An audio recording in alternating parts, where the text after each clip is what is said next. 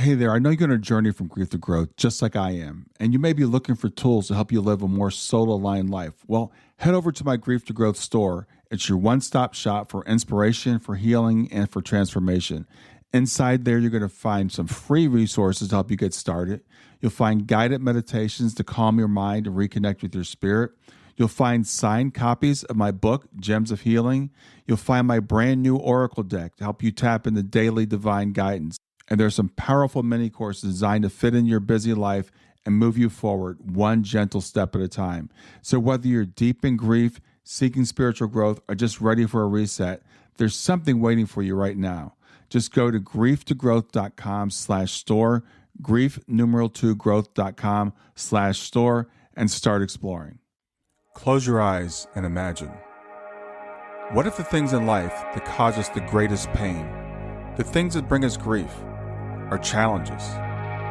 Challenges designed to help us grow, to ultimately become what we were always meant to be. We feel like we've been buried, but what if, like a seed, we've been planted? And having been planted, we grow to become a mighty tree. Now, open your eyes. Open your eyes to this way of viewing life. Come with me as we explore your true, infinite, eternal nature. This is Grief to Growth, and I am your host, Brian Smith.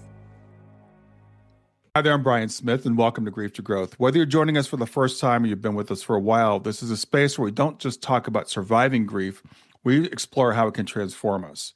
Together, we ask the big questions like who we are, why we're here, where do we come from, and where are we going? Every conversation is an invitation to grow, even through life's most difficult moments. Today's guest is someone who understands grief not only as a deep personal experience, but as a sacred doorway to healing, to transformation, and to purpose. Amanda Johnson is an intuitive healer and a transformational coach who was widowed at just 27 years old. That loss marked the beginning of a decades-long journey, one that's taught her grief isn't just something we endure, but is something that can lead us back to ourselves.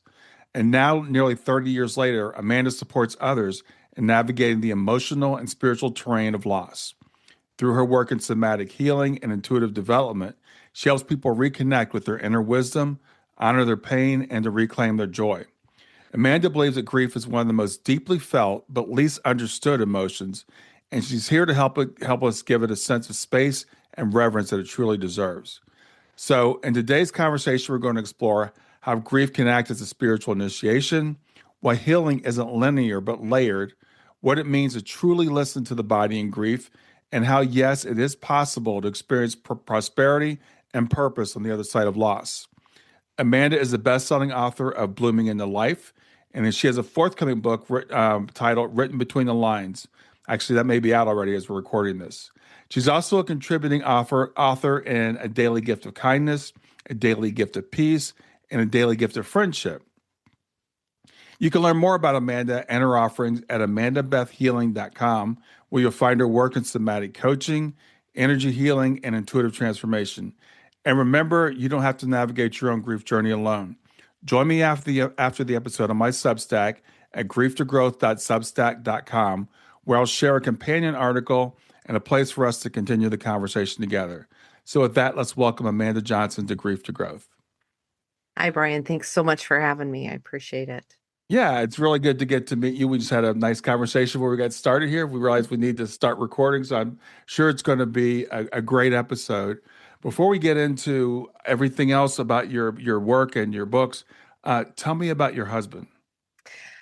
So I was 27 years old, and Jeff and I had been together for 9 years. We were coming into an anniversary, and he was killed suddenly in a car accident. And like so many, I was supposed to have been in the car with him that day, but my own procrastination, we were members of a car club. I was the secretary treasurer. We had a meeting coming up. I didn't have the minutes of the meeting ready. So I stayed behind to take care of doing these minutes. And then I get a phone call from his folks who they were half an hour away. They heard something on the scanner, and here I was in my pajamas, and I turned up the scanner to listen, and I just had that overwhelming sense of I needed to go there. Hmm. I'd had years of experience as an EMT, and I'm not an ambulance chaser. I really am not, but I was just overwhelmed that I needed to be there. So here I am in my pajamas. I shoved my feet in my tennis shoes and I went down the road, Hmm. not 3 miles from our home. And there was a line of traffic stopped, and an officer came to tell me, and I told him why I was there, and he lets me out of the car, and the rest is history. Yeah. As I walked to the, and I don't know how much of this information you want or the story, but the things that transpired there, the woman who came out of the crowd, dressed, she had on a white cardigan sweater, dressed in a nurse's uniform that was comforting because that's what my mom had worn all of my childhood. My mom was a nurse, and Hmm. that she was there on the side of the road with me. And this was, nearly 30 years ago, before cell phones. And so, who is that first person that you call? And the support that I then had, and life continued to just really fall apart after Yeah. that. Yeah. Immediately there was so much anger at God. It just really rocked my belief system. How could this happen? We had everything going on. We had our classic car. We were getting ready to restore. We, we had everything. We did Yeah. everything together. I mean, he was my whole entire world. And that was gone in the blink of an eye. And it was just really shattered. And I realized then, as I'm at the scene of the accident and I look at this car and I recognize that car. I mean, one, yes, it was the car that he had just purchased for me, but it was the car that I had seen in my dreams repeatedly for 15 years. Hmm. Um, that was his death, not mine.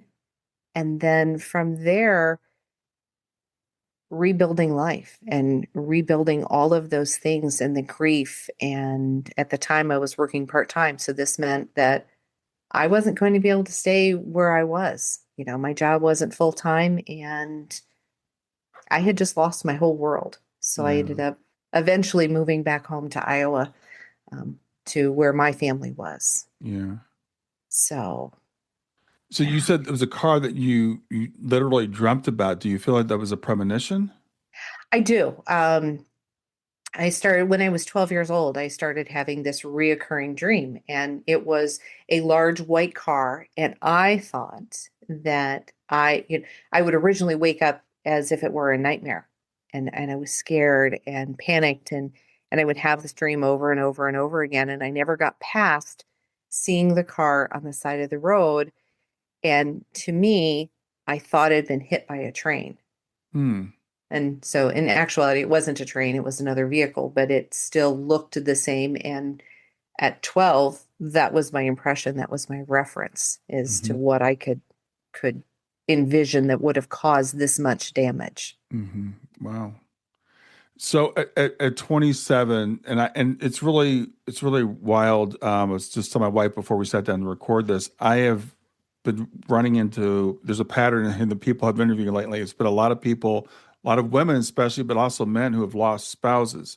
So I feel like there's something that's coming through for me and for my audience right now, that this sense of devastation that you must feel at that age to feel like everything's been ripped away. It did. It felt like Jeff had been there for me for all of the really big, icky stuff that happened in my life. I had been involved in car accidents um, before we met. He was there when I had, the diagnosis of fibromyalgia. He helped me through all the physical pain and the doctor's visits, and all of the things that came with that. Going through college and finding out the reason that I never typed is because I'm dyslexic and dysgraphic. And so typing is very frustrating for me. He was my college typist. I married Hmm. my college typist. He handled all the money. He could tell you at the drop of a hat where the money was, how much we had, and all of those things. He took care of all of those things. He was my business partner. we made custom teddy bears, and he he engineered different cutting stands and things. He helped me with the patterns and cutting it out, and all of the packing and hauling and doing the juried shows that we did. Everything. We went camping together. Um, we had our three dogs, and that was our life. I mean, we had the world by the tail. Yeah. And when he went, we were still relatively, I mean, at 27, we hadn't been out of college very long. And so the financial hardship, he worked full time, he managed everything, and now here I am, a part-time job. And that whole society not knowing how to deal with grief. As a Hmm. part-time employee, the company, which was kind of a human service type company, had no policy for grief or for bereavement for part-time employees. Mm. So it was just kind of like, I mean, they were caring and wonderful people, and so that was very flexible, but they realized they had no policy for it, Yeah. and then the first time, anything that you do, that sounding board, the person who you discussed everything with that helped you make all the decisions, you're now talking to the dogs, Yeah. and that's it. You don't have that companionship, that person that you always relied on. And although we had friends, we had acquaintances, it still is not the same. And it really rocks your trust as to, how do you rebuild? You don't pick up that life. Our life was no longer. Mm. I needed to learn how to pick up my life and how to continue my life without him. Yeah, that's the thing. I literally have a friend whose partner passed away like 3 days ago. Mm. And she's going through this, like, you feel like it's the end, right? The Oh, like yeah. the end, it's the end of something, right? And it is the end of something, as you said. But how did you start to come out of that? When did the fog start to lift? Ooh. Um, so he was killed in August. By October, I'd moved back home with my mom, and I spent literally 3 months um, eating, sleeping, crying. Mm, And then my mom said one day, she goes, "You know what? You're going to work with me. You're doing something. You're getting dressed, you're getting out of this house, and you're doing something." hmm. People, and I think that that's kind of one of the harder things, is because everyone has grief, and no one will ever be able to fully understand exactly what I felt, just like I cannot fully understand what another person feels when they go through their grief. Right. But the whole idea that because people don't know what to say and they say nothing, and so you feel ostracized. I feel like if I went out into public, I had it tattooed on my forehead, widow, and no one would talk to me, they would not approach me. I would rather people said 50 stupid things to ignore me once. Mm, So when you know someone who's going through that process, I encourage you to talk to them. Just hmm. say, "Hey, I'm thinking of you." And don't ever ask them how they're doing, because they're doing fine until you ask them and then they lose it. Yeah. Yeah. um, but just coming out of that fog was when I realized that, obviously I had things to do. I needed to resolve things spiritually. And if that just meant that I just, yeah, had to resolve that anger, how I felt so left behind and Yeah. abandoned. So you find new things to put in your life. Nothing will ever replace that. I think that I saw the graphic of grief as being like a rock inside of a jar. And this rock represents our grief, and that jar is us as a container. Hmm. And as this picture continues to go on, the grief, the size of that rock, that stone, that hardness and heaviness stays the same, but that container grows around it. And that's the growth that we do in our ability to understand and to move and to better adapt to that grief, our container gets bigger. Yeah. We grow and we learn, and that allows us to handle our grief so much better. Because I don't think the grief, I mean, I'm nearly 30 years out. And so my grief is not, I mean, this fall will be 30 years. And what I found amazing is that there are some years that the anniversary death date just kind of passes. It doesn't feel real prominent. There's nothing. It's kind of like, oh, I'm feeling really moody and really icky. And oh, it's that anniversary. And then there's other years that as they come by, a month or two before I am really caught up in everything and I'm very aware of it. Hmm. And I think that it's really, really important to embrace when you're having a bad day or a difficult day, you need to give yourself grace. Let those feelings come up and really deal with them. You can't not deal with them. On a day that you're having the sadness and the grief, you need to deal with it and give it the time and attention that it needs. Because if you stuff it, it's like stuffing it in a pressure cooker and it's going to come back and it's going to really just take over. Right. And for me, I think one of the things that was the easiest is that Jeff was an amazing person. And everyone in my life who has come into my life since he has been gone, they know who he is. I mean, I don't run him through a ritual, but I don't hide that part of me. Hmm. He is the one who gave me lessons and passed on information and things that came specifically from him, tips and tricks I share with people, with the appropriate people. I tell them, yeah, that's one of the things Jeff taught me. Hmm. We don't hide, we talk and we celebrate. We celebrate all the things that he was.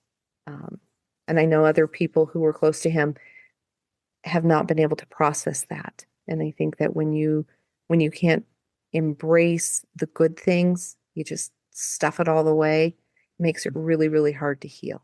Hmm. So I think that's really important for people to know because I think one of the fears people have is they're going to lose their person. They're going to forget them. They're not going to be a part of their life anymore. And it sounds like that's not true in your case. Oh, no, absolutely not. And Yeah. it's not because I have a shrine in my home to him, but there are different things that just make me smile. It's like, Hmm. oh, I remember that. Or, Yeah. and there were certain things. I mean, it was kind of a ritual, if you will, that we sat down and we would have a bowl of mint chip ice cream. We shared that bowl of ice cream of an evening. Mm. I didn't need ice cream for a long time. Yeah. He wrote in blue ink, and for a long time, blue ink gave me a pause. It was like, oh gosh, you know. Um, and now, as an author, when I sign my book, I sign in blue ink. So there's different things that come up, and as they come up, we embrace them, and we really, and we lived near the Adirondacks, and so going to the Adirondacks was our safe haven. That was where we could escape and disconnect. And we went boating, and I had not been boating since he was killed until 2 years ago. Mm. And when we went out on the boat, and because it was just the two of us, so I helped launch the boat, I helped load the boat, I, did all of those things to be on that boat. And when it launched into the water, the tears fell. The grief was there. It was there like it had just happened because this Mm. was the first time that I had been boating. And thankfully I was with great human beings who were like, "Ooh, this is heavy. What's going on?" And I just said, "I'm just having a minute." Yeah. And then afterwards we shared the stories and we talked about, all the great things. And so I continue to go boating and it's not tearful now. Yeah. Well, So thanks just for sharing that. 'Cause I think that's so important for people to know. There's some things that may be too painful immediately to do, like writing in blue ink, and things mhm. like that. But it doesn't mean it's gone. It doesn't mean it's gone forever. That can come back. And the other thing you shared, I think, is really important for people to understand is we can still have bad days or bad moments or bad whatever, 10, 15, 20, 30 years later. It doesn't mean we've gone back to where we were, because some people think, well, that means I'm stuck. I haven't progressed at all. Stay with us. We'll be right back. Grief doesn't follow stages, timelines, or rules. And if you've ever wondered, am I doing this right? You're not alone. That's why I created the Grief Check In. It's not a test, there are no right or wrong answers. It's simply a gentle way to understand how grief may be showing up for you right now. In just a few minutes, you'll gain clarity and language for what you're experiencing without judgment, labels, or pressure to move on. If you're wondering where you are in grief, this is a safe place to look. Go to grieftogrowth.com/check-in. That's grief, numeral 2, growth.com/check-in. No, and Elizabeth Kubler-Ross in 1969 established those 5 stages of grief. Mm-hmm. Those 5 stages don't stay in any order. They don't have a time frame. They come and go. They wax and they wane. And you would think that when you get to the point of acceptance, woohoo, you should have a trophy and you're Right. not going to go back through them again. And no, you're going to go through them. But you acknowledge them, you acknowledge each stage and each phase, and you give it its time. Yes, there is a concern when that depression gets to a clinical state, and you do need to involve someone else on a professional level. I don't want to shortchange that at all. Mm-hmm. To be aware and to be watching over other individuals, that they don't stay in any of those stages too long. Mm-hmm. Because there is a lot, and feelings. I think that we're not always educated to acknowledge our feelings. Yeah. We're taught to just shove them down. Pull yourself up by the bootstraps. Get back to work. You got 3 days, now go. Right. And that's not how it works. Yeah. And sometimes, like I said, with my job, there were days that I needed to go, okay, I'm in the middle of doing something. I worked with I was in human services. And so when I would go work with clients and something would come up, it's like, oh, I can't deal with this in this minute, but I need to give myself some time. Maybe it's in the weekend. Sitting in my car with the car off in my garage was always a quiet space. It was always a safe space where I could cry. Mm-hmm. I could journal. I could do any of those other things that I needed to do. Sometimes screaming and yelling was important. Yeah. I remember one of my first really angry times right after Jeff was killed. I had this ugly figurine. I mean, I think it would have been on the clearance rack at Goodwill had it not been gifted to me. I took it outside and I smashed it. And I felt so much relief after that. Mm-hmm. And so I think it's important to look at your anger and what are you doing with the anger? Can you journal it? Can you scream? Can you go get a pool noodle and beat your bed? What do you do with that anger? Mm-hmm. Do you have somewhere you can go that is a safe space for you to release this anger? Do you have a friend, a pastor, a minister? Where do you need to go to share, to be heard? Because I think that's another part of the process, is when you're ready to take these feelings and be heard with them.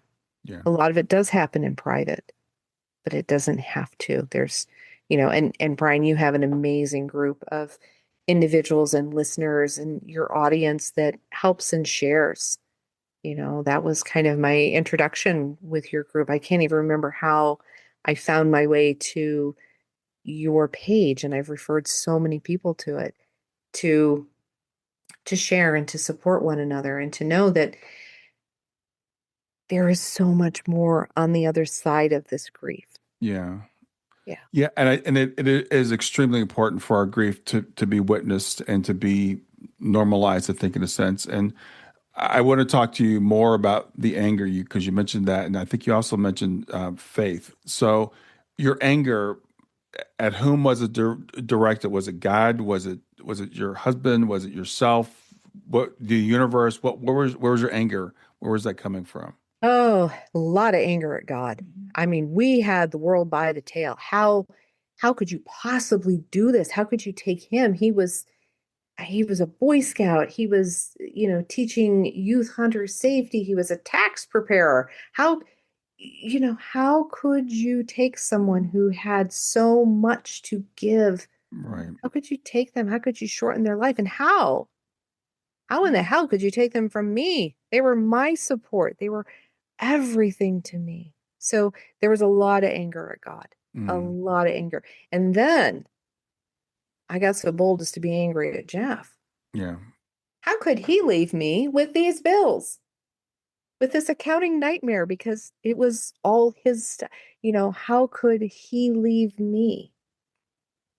And when I went through other things in life that brought me to a big healing crisis. I'd gone through a divorce, and after that is when I really found the whole healing and bringing so much back to his death and resolving that, doing the forgiveness work there, and forgiving myself for being so angry about it Yeah. and It, not having better resources. And I think that I came into that situation of his sudden death better than the average person because I was a hospice volunteer. mm, One of my degrees is in gerontology, and part of that is the death and dying course. And Jeff being my college typist and always taking the other side of any argument. So he typed all of my reports and all of my theories and my ideas. He would take my handwriting and put it into a report, and then he would always have a discussion. Well, what do mm, you think about? And so I was better positioned to know what his beliefs were for the afterworld. You know, was there to be a burial? Was it to be cremation? Was he an organ donor? All of those things that we don't talk about. mm-hmm. Those are things that happen behind closed. No, you need to have those conversations because even in grief that you have time to prepare for, you need those answers when it happens. Yeah. So, yeah. So you, how did you start to make this transition? Because now you're involved with helping people to heal. So how did that transformation come about? Um, that happened with me feeling that I was rock bottom.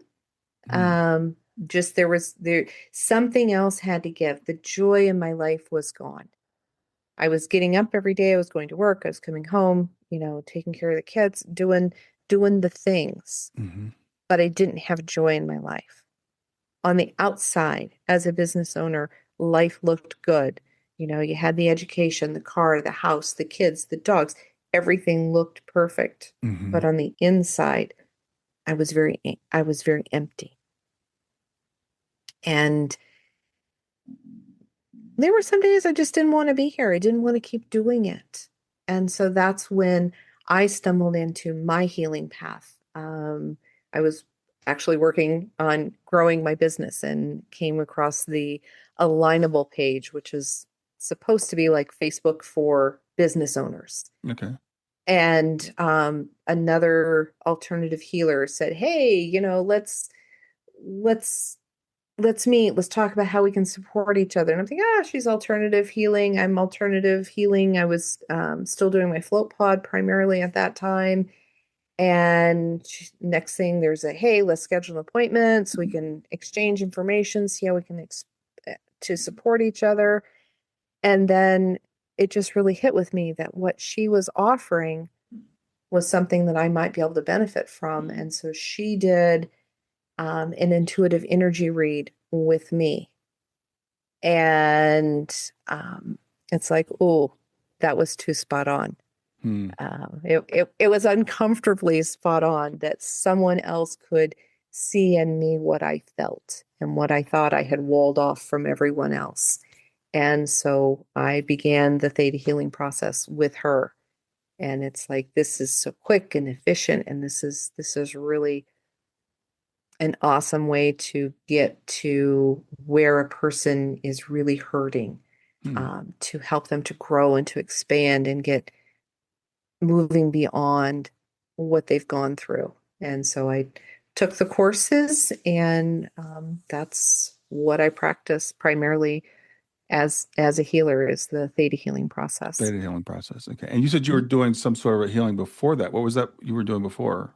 Um, Not really anything for I have a salt flotation pod. Oh, okay. Salt flotation. Okay. Yeah, so Okay. I do yeah, that's the alternative healing I was doing before is I have the salt pod. And in the salt pod, in those things, there's been times in my life when, like when I bought my house, Jeff and I were actively looking for a house.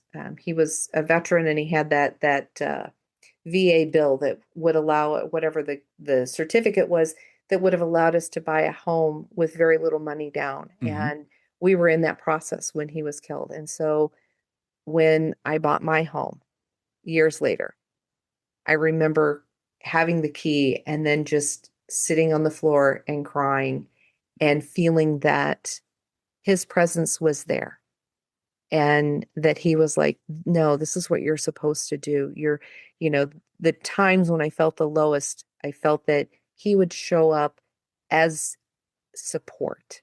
Hmm. When you're questioning big decisions or anything, I always felt that he was, that cheerleader there Yeah. to say, no, this is what you're supposed to be doing. I would feel guilty that, here I bought a house, something that we wanted to do, and he didn't get to do that.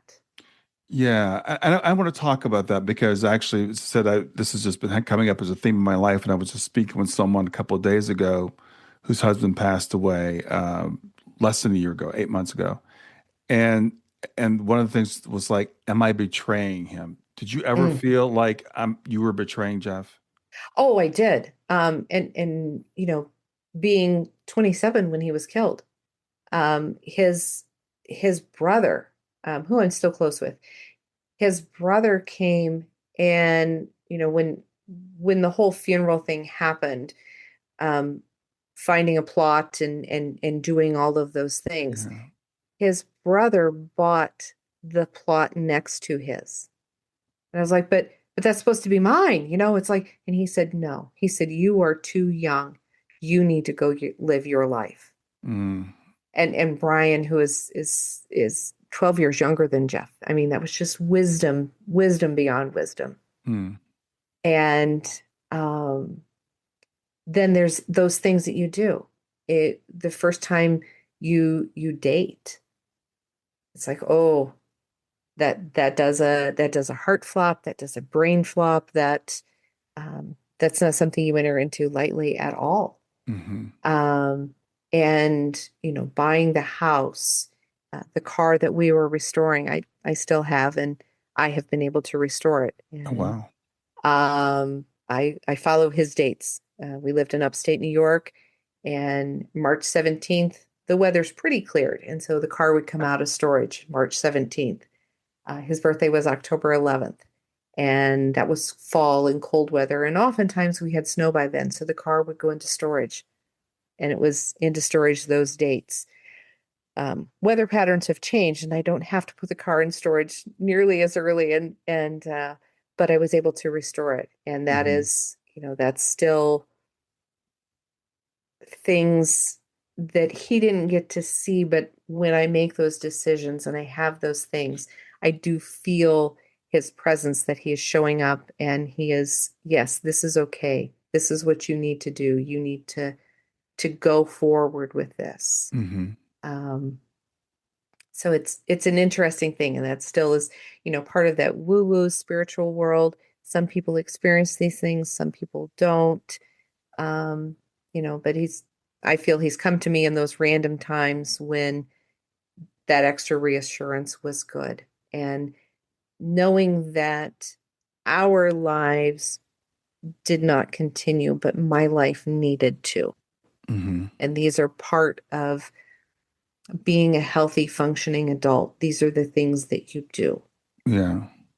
Um, and I can't imagine that any of our loved ones would ever expect or condone that our lives stopped when theirs did. Yeah. Well, it's interesting because it sounds to me like Jeff's life with you has continued in a sense, Mm. right? Would you agree with that? Oh, yeah. Yeah. Yeah. But I also, but not to the point where, like I say, some people, I think, I think there is a healthy continuation of his memories, Hmm. to remember the fun things and Yeah. to do those things. I think that it's unhealthy when you feel you have to do everything because that's what they wanted. Yeah. I think that's unhealthy. I think there's unhealthy connections, like having that shrine of this place of no one can, I don't always think that is healthy long term, Hmm.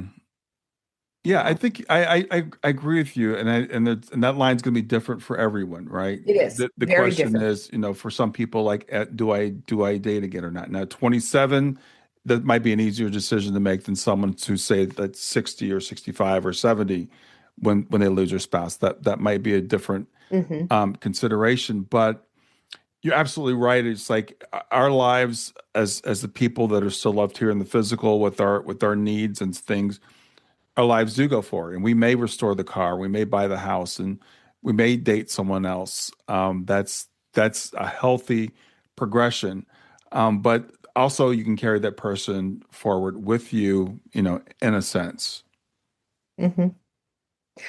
One of the recent tips, when you're defrosting the windows in your car, like, you if you pull the visors down as if you're looking at bright sunshine, just pull those visors down. It traps the heat from your defroster and your windows defrost so much more quickly. It's Hmm. been a huge tip, and I've shared it with lots of people. That was his tip to me. Now, I don't know if he discovered it, if he read it somewhere, but and giving him credit for that, giving Yeah. him credit for that lesson. And as an Eagle Scout, that always being prepared, in Yeah. those things. And, you know, as you move on in life, deciding on what are the things you're going to keep to carry forward. Yeah. I had several boxes in my basement and they've been packed up since I moved, and I opened them this summer to, I it's a lot of his Boy Scout stuff. I don't Hmm. want to sell this. I don't really have a reason to have it in my life, but I would like to find that person who can appreciate it, who can understand what happened in the Boy Scout world, the trading of the council strips and those things. And as I opened that box, knowing this was my intention, it brought tears Yeah. because I could just think of the amazing human being that he was and that all that he stood for. But those were tears of joy. Yeah. And that's one of those difficult decisions. I think my daughter passed away, 10 Hmm. years ago, and deciding what you're going to do with this stuff, right? You can't keep everything, No, you but can't. you also just don't want to throw it away. No. And she had a huge Care Bear collection.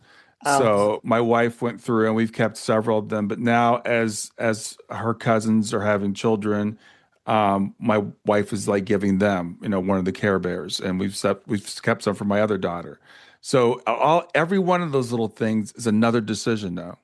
hmm, it is. It is. And and I work with other spiritual healers, with networking and stuff. And as I said, gosh, this was really hard. And my friend Lisa, she goes, "Yeah, he's laughing at you because it's silly for you to keep them." You know, what everyone perceives in the information, and just when you work with other healers and stuff, take the parts that work for you. Yeah. Not every healer is absolutely right or whatever, but yeah, he would be laughing at me, you know. Yeah, it's really interesting because, and I think it's different. Like I said, it's different for everybody from anyway. Because like with Shayna in her room, I wouldn't call it a shrine, but we've kept a lot of it the same. Hmm. And that, but not everything. Some people, when someone passes, they want to get rid of everything. you know, and that's another extreme. And people have asked me like, so at what point do I start getting rid of stuff? And I'm like, whenever it feels right to you. Yeah. And there's a few things that you're always going to keep, but I think it's so amazing that you've been able to repurpose her Care Bears. And Yeah. again, finding someone that's going to love and appreciate and respect them.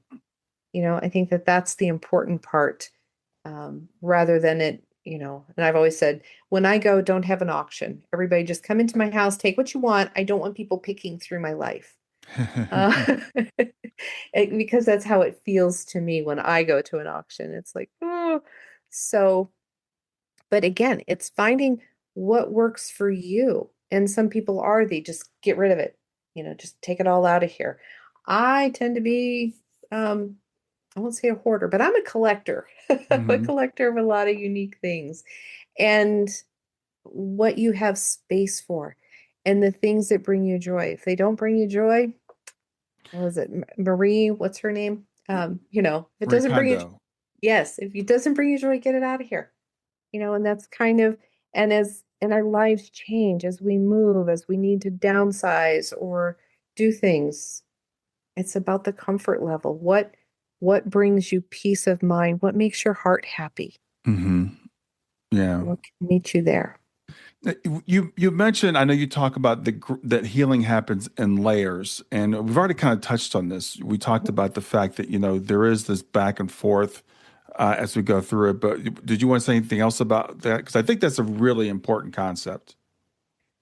When we talk about layering, s- when we do healing, we heal what comes up in the session, and it doesn't mean we'll never talk about it again. Hmm. But the next time we talk about it, it's at a deeper level that you're willing to let go of. Like we just talked about in the physical possessions. We get rid of the things we're comfortable getting rid of at the time. And the next time, as we dig down a layer deeper, we can sort through and we can part with more things. And that's kind Hmm. of how we part with our grief, I think. Yeah. As we're ready to look a little deeper, go a little deeper, and to let go of those things because we Yeah. see that they don't serve us anymore. That I think that's so well put because the way I kind of said it before is like it's like a spiral. We come back around and we feel like we're in the same place, but we're coming at it from a different level, from a different layer. And that's kind of, I think we're saying the same thing, maybe just in a different way. So when you return to that feeling, sometimes people will feel like, oh, I'm right back where I was, but you're not. You're not. You've had so much growth from the first time you felt that feeling to feeling it again. You're feeling it at a completely different point in time. So many things have happened. You've had so many thoughts that you've processed. You've had so many experiences, even if it's only a couple of days later. Always give yourself credit that if you're revisiting it, it's probably time to sit with it, to let go of it. Hmm. When we look at, why is this feeling coming up? What is it about it that I need to release? I need to let go of so that it doesn't have to keep coming up, and looking a little deeper each time. And yeah, it's going to feel hard. It's going to feel difficult. But boy, it feels good when you let go of it. When you're Yeah. able to have your peace with it and to process that out. It's just awesome. Yeah. So Amanda, let's talk about the work that you do. How do you work with people? Most of the work that I do with people is virtually, so Mhm. you don't have to travel to the Midwest. But if you're in the area, great to meet with you. So we do work that so virtually meeting with individuals, looking at where are they in the process, what are their goals, where do they want to go Hmm. to continue to feel empowered and to have purpose i- in their life path. What is it they're working toward? What are they willing to do to get there? And then I work as a guide to helping you stay true to your goals and revisiting those, because sometimes they need to change. Sometimes as we learn and grow in one area, we decide that that area is not important, that we need to keep working in this one. Hmm. So helping folks to see where they are, where they want to go, and what they need to do to get there. And so a lot of the work that I do through the Theta Healing is tons and tons of forgiveness. Forgiving ourselves, forgiving God, forgiving those people who left us, um, doing that forgiveness work. And then digging down a little further and understanding what it is that created our belief about whatever it was that gave us the anger and those other emotions, and Yeah. then setting those free as well. So just getting you to a place that you feel where your happiness comes back and you're living your own life. You're not living this prescribed, 3 days and go back to work life. Yeah. So is theta healing, is that like an energetic healing or is Yes. okay. Yes. Yep. Okay. It's most similar to, but not the same as Reiki. Mm-hmm. That's a term that's a little better or more widely understood. Yes. Yeah. So when people are setting goals, because I know a lot of times people in grief have trouble with setting goals. They're Mhm. like, I'm lost. If you ask them where do you want to be, what do you want, they're like, I have no idea. So can you help people kind of go through that process as well? Absolutely. And I remember when I first started working, one of the magic wand questions, you know, if time and space were nothing Right. and money were no object, where would you be? What would you be doing? And it was like, oh, that's a choice. Yeah. So helping people to understand where they are now and what they want their perfect day to look like, and then understanding the steps that need to take place there Hmm. and how healing themselves brings them the circle of people that they need to be in, you know.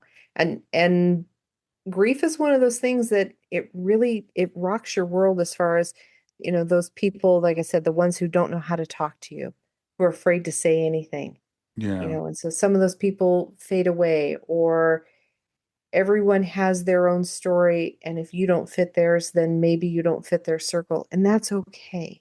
Yeah. Your friendships change, your connections change because you're changing, you're learning, you're growing, and making room for those other circles that meet your needs. And so helping folks to understand that shift that comes in.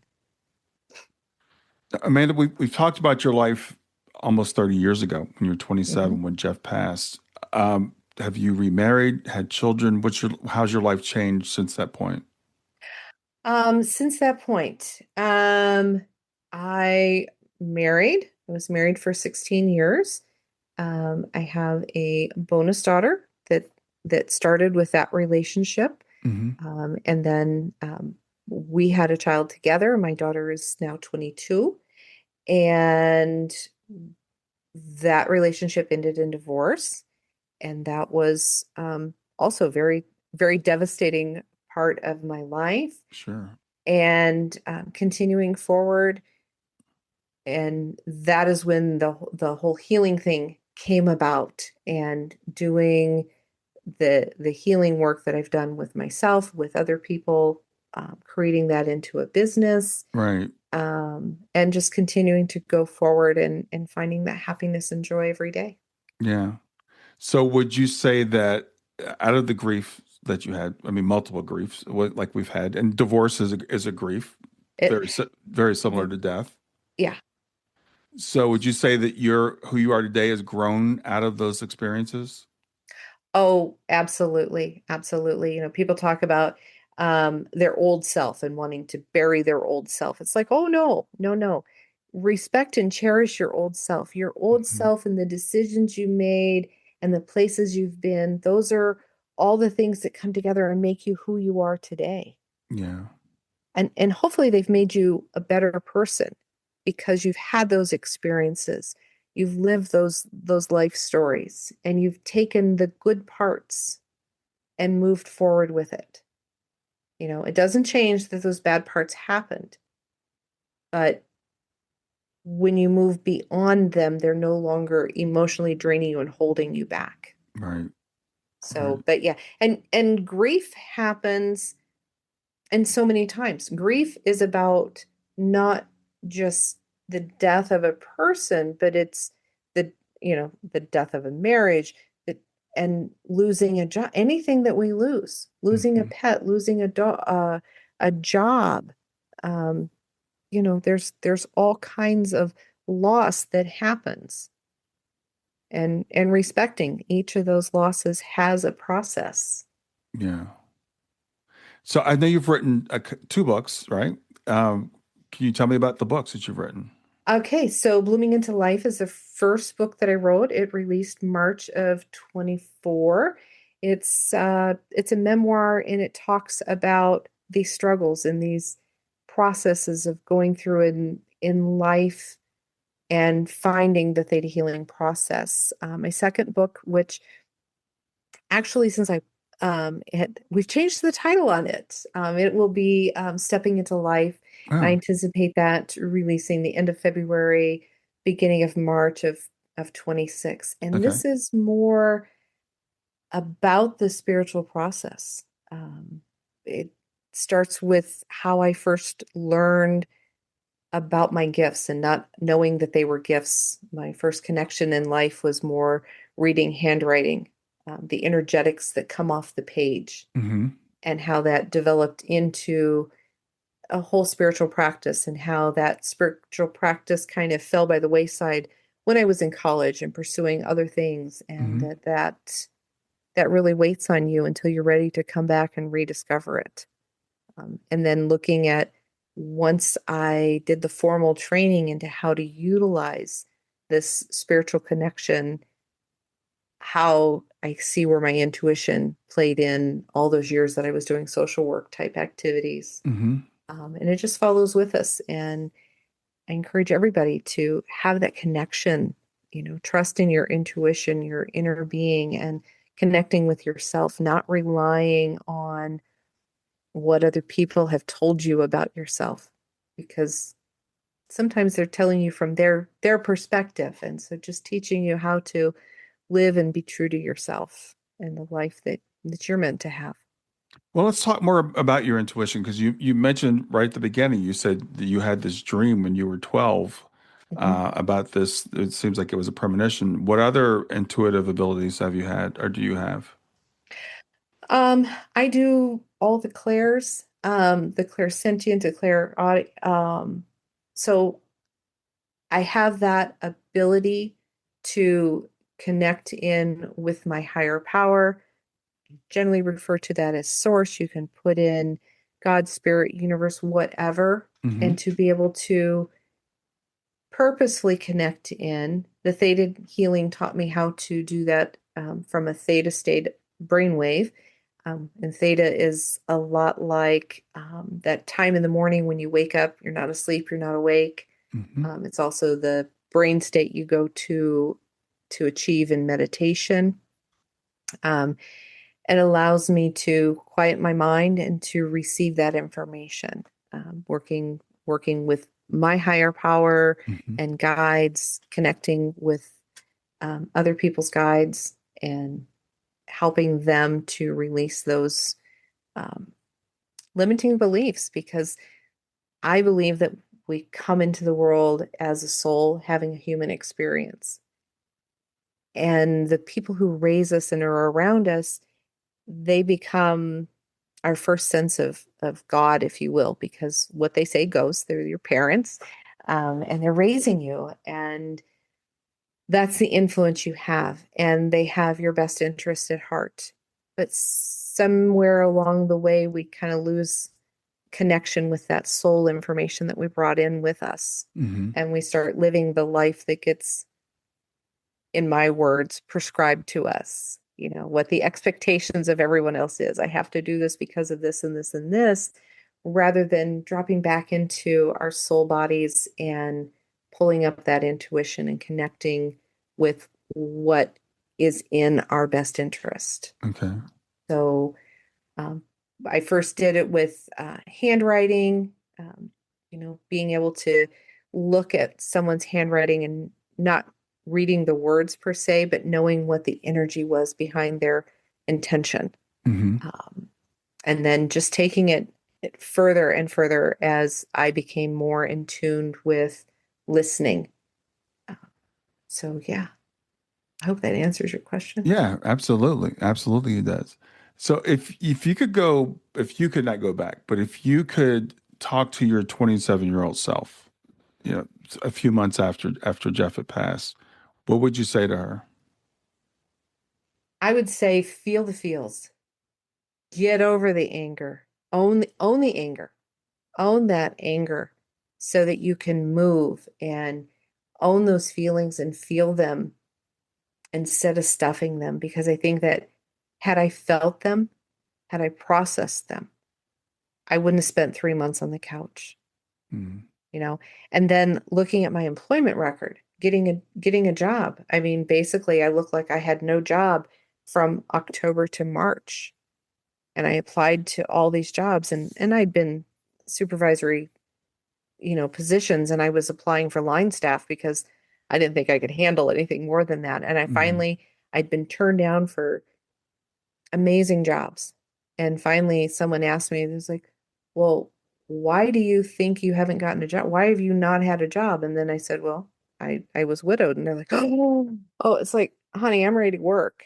You Yeah, don't, we're not, we're not doing this therapy and stuff.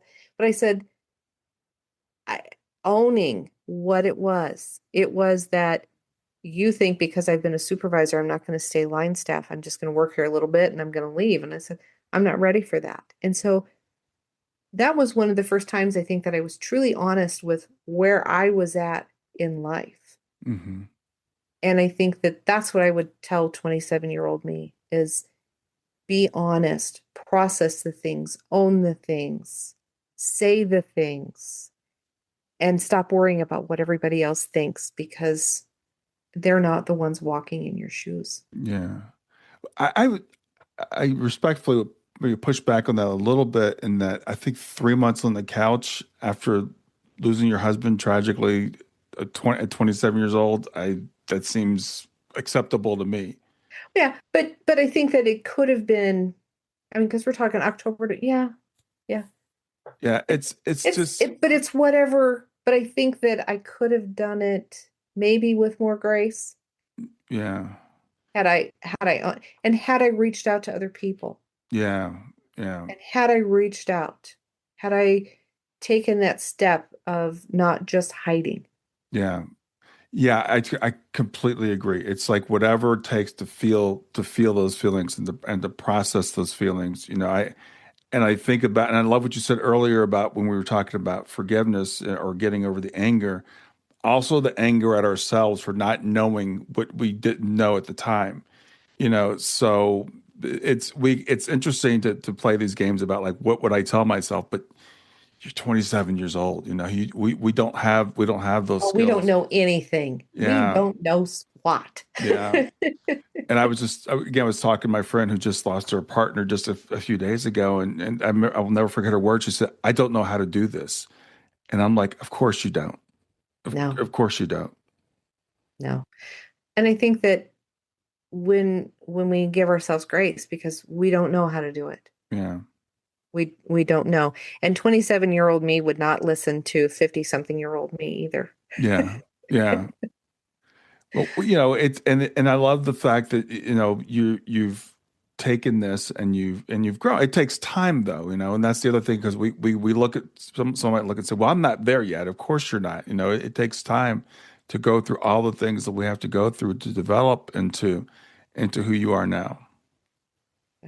And don't forget to celebrate the new yous that grow. When you Yeah, get through a day and you've had a day and you've enjoyed something for the first time in months, celebrate it. yeah, Celebrate all those little tiny wins because it's like building a new foundation. It is not just a foundation, it's brick by brick. yeah, Celebrate every brick that you get in that new foundation and becoming that new person that you are without that other person in your life because it's hard. yeah. I'm not going to tell anybody it's easy or there's a quick way through it. And there is no time frame. I just, Yeah, yeah, exactly there just right. isn't. Take the time that you need. I'd like to say I could have done it in less than 6 months, but no, probably you're right. It wasn't Yeah, going to happen. yeah. Well, I mean, it's a natural thing, and we want to again, we want to do it fast. And I work with people, and I see people that are in this early phase of grief, and they're like, I want to be here, and I'm like, you're where you need to be. You're where you're supposed to be right now. You're a few days in, or you're a few months in, or you're even in a year in. It takes a while to go through because it is a process that we have to go through. Hmm. And my process is not the same as your process. Right. And so when we start comparing ourselves, well, so and so did that's so and so. That's not you. So respect and honor your process and your timeline that you need to do these things. Yeah, and so is there anything that I haven't asked you today that you wanted to discuss or you'd like to add? I guess the only other thing is in as the wellness coach part of me, Hmm. definitely consider looking into some of the homeopathic remedies or some of the Bach essences. They really can help you as you process these things, as you go through them. The Bach flower remedies has a 5 flower rescue remedy, and that helps with a lot of the shock and the trauma. You can go through and look at these things. You can research a lot of this information online, but there are things that do help you through that. That's a natural way of doing things rather than some of the other crazy stuff that we do. Okay, we'll say a little bit more about that 'cause I'm not familiar with that. So the Bach essences, they are a liquid. They come in bottles like this, Hmm. and you can. So the 5 flower remedy is a combination of 5 flower essences. So Dr. Bach, who is British and so should really be pronounced Batch instead of Bach, but we'll we'll go with mainstream here. Uh-huh. He was a homeopath and he went into the woods and he identified 32 different flowers and their energetic essences that he Hmm. then distilled down. And this practice has continued on, I believe, since the 1700s. So it's very well studied. And these energies of these flower essences help with different emotional states. Okay. And so the combination of flowers that are in the 5 flower remedy work very well for, they call it a rescue remedy. So shock and trauma and just sudden things that happen in our lives that you can put the drops under your tongue, you can put them in your water bottle, and usually we recommend some affirmations as well that go with it. Hmm. And it just creates a whole sense of calm. And Okay. there's other uses for the Bach flower essences, but that's the primary one there. Okay. So when you're dealing with that shock and awe, when things are new and fresh, um, there's some things you can do that. And homeopathically, there's also some homeopathic remedies that they're little tiny pillets, and Hmm. you put them under your tongue, and they help you to process things and to regulate and stabilize um, different things in your body, especially those emotions. Yeah. So I'm assuming those are things that people can work with you with as well. Absolutely. Okay. Absolutely. Okay. And Amanda, let people know. Well, first of all, remind people the names of your books and where people can reach you. Okay, so my books are Blooming into Life, Hmm. and it's available wherever you purchase your books. And the next book coming out soon is Stepping into Power. And again, those will be available everywhere.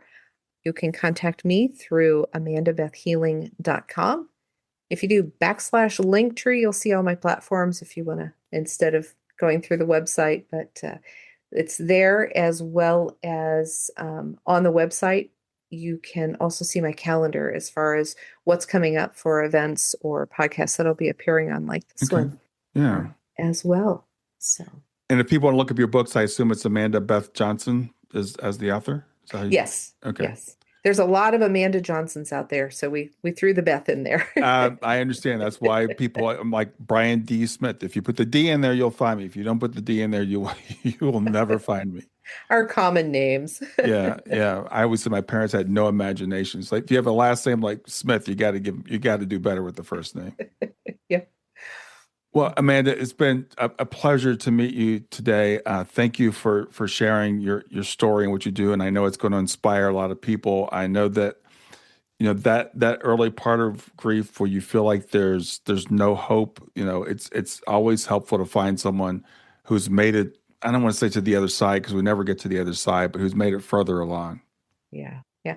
Well, and that is my hope, that I've come far enough down this path that I can turn and shine the light and illuminate that path for the next person going through it. And I thank you very much for the opportunity to share with your audience my experience and hopefully to shed that light of hope for them. Absolutely. Well, have a great rest of your day. All righty. You too. Thank you. Bye. Have you ever wished for gentle guidance or comforting word exactly when you need it most? Well, I've created my Love Lives On Oracle deck just for that purpose. Now, this isn't a deck that's about predictions. It's about connection. Every card has been thoughtfully designed to guide you through life's toughest moments, to illuminate your path and help to remind you that you're never alone, that your loved ones are always there right beside you. So whether you're seeking clarity, comfort, or a loving message from beyond, each card is here to speak directly to your soul. And along with the deck comes a downloadable PDF guide that you can use that will give you an affirmation for the day, something to reflect on, and even an activity to do to keep you connected to your loved one. So check out the Love Lives On Oracle deck today. You can get it at stan.store/grief to growth. Stan.store, STAN.store/grief, numeral 2, growth.